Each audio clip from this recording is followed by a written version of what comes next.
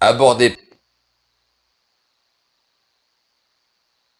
pour la première fois pour ceux qui ne l'ont jamais fait, c'est quelque chose de très compliqué, car c'est pas quelque chose de courant. Je veux dire, on n'apprend pas ça depuis tout petit. Apprend à parler aux gens, apprend à aborder dans la rue, personne ne fait ça. D'ailleurs, Aujourd'hui, on va prendre une vidéo de la séduction pour les zéros. Ici, vous avez entendu ce qu'il vient de dire. Il dit, ben, aborder dans la rue, on nous apprend pas ça à l'école. C'est pas un truc que tu apprends et après tu vas le réciter. On t'apprend ça nulle part. Ça s'apprend d'habitude par mimétisme. Tu vois, tu es avec des amis, des gens qui le font. Tu le vois et tu apprends. Sauf que bien, avec la disparition de plus en plus du lien social, déjà il faut avoir des amis qui le font et ensuite avoir suffisamment de pression des pairs pour te lancer dans la même activité. Être suffisamment exposé pour te dire ah moi je veux bien faire ce truc-là. Et avoir des gens qui le font autour de toi pour qu'ils te montrent comment eux ils font. C'est dur de trouver ces gens-là. Et par la suite, il va expliquer quelque chose d'encore plus fondamental que le fait qu'on n'apprenne pas la drague à l'école. il y a, je vais vous expliquer pourquoi est-ce que c'est si compliqué d'aborder dans la rue.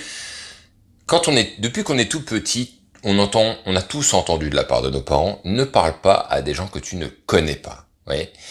Et effectivement, un jour, j'ai eu cette réflexion-là par un tout petit enfant et qui me disait mais je comprends pas à chaque fois tu parles à tout le monde toi alors que normalement on parle pas aux inconnus. Et c'est vrai, depuis qu'on est tout petit, on nous apprend qu'il ne faut pas parler aux inconnus. Pourquoi? Parce que quand on est tout petit, parler à un adulte qu'on ne connaît pas peut potentiellement être dangereux en tant qu'enfant. Le problème c'est que une fois qu'on a intégré ça en tant qu'enfant, on le garde jusqu'à la fin de nos jours. On se dit que ça ne se fait pas.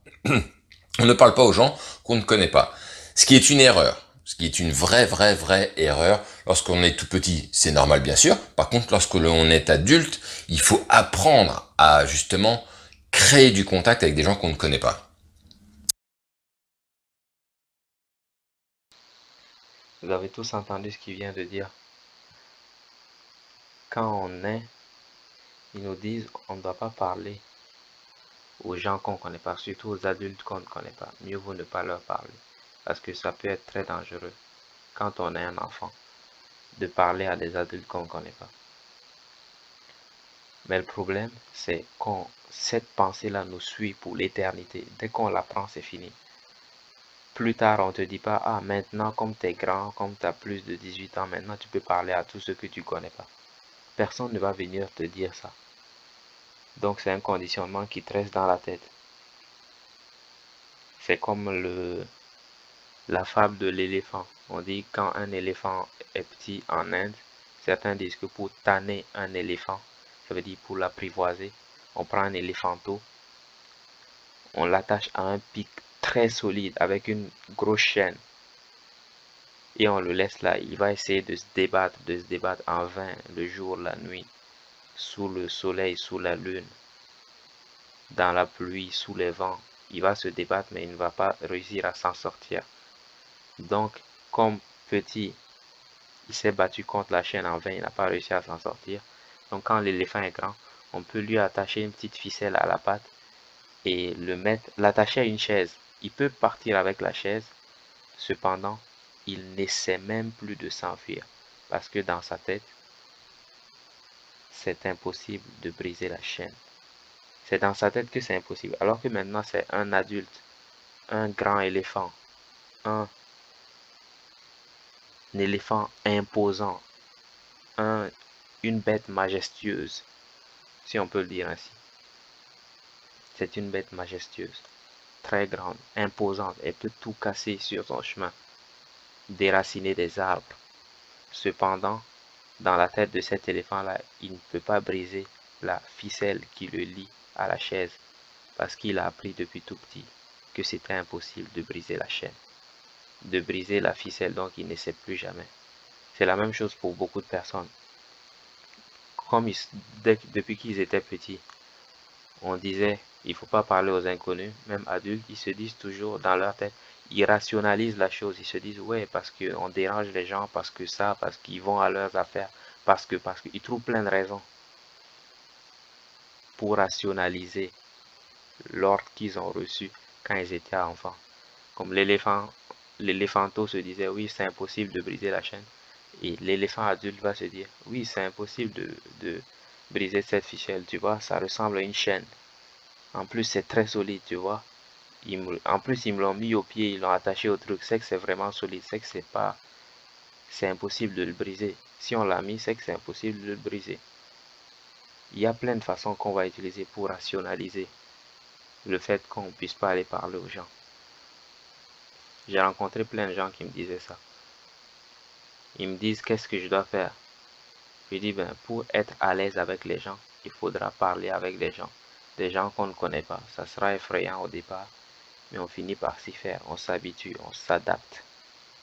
Et ces gens, tout de suite de me dire, mais non, ça se fait pas de parler aux gens comme ça. Déjà tu le connais pas, donc tu peux pas lui dire bonjour. Je dis simplement bonjour.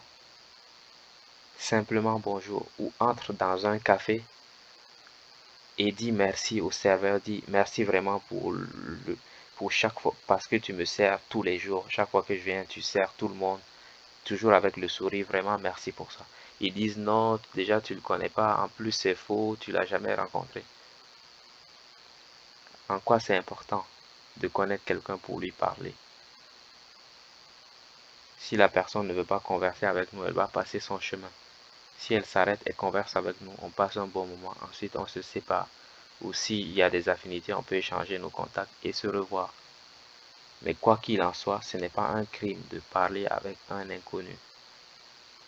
C'est que, puisqu'on a appris ça à l'enfance, on se dit, ben, si enfant on nous disait de ne pas parler aux gens, c'est que c'était pour une bonne raison. Donc, je vais continuer à ne pas parler aux gens parce que la raison est toujours valable, même quand je suis un adulte. Alors que non, pour un enfant, c'est dangereux de parler aux adultes. Mais pour des adultes, ce n'est pas aussi dangereux. Un adulte peut parler avec un autre adulte, ils vont essayer de se comprendre. Pas qu'il ne peut plus avoir de violence, mais un adulte peut aborder un autre adulte. Bonjour monsieur, comment allez-vous? Ah oui, bonjour monsieur. Ou bonjour monsieur, comment allez-vous? Et la personne continue son chemin.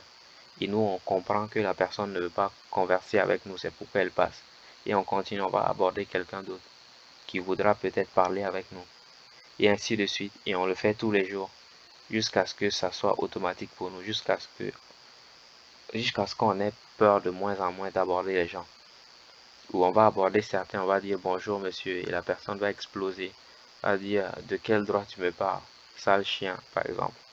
Il peut dire ça, mais nous, ça ne nous interloque pas, ça ne nous choque pas plus que ça. On s'en moque, on se moque de ce qu'il peut dire.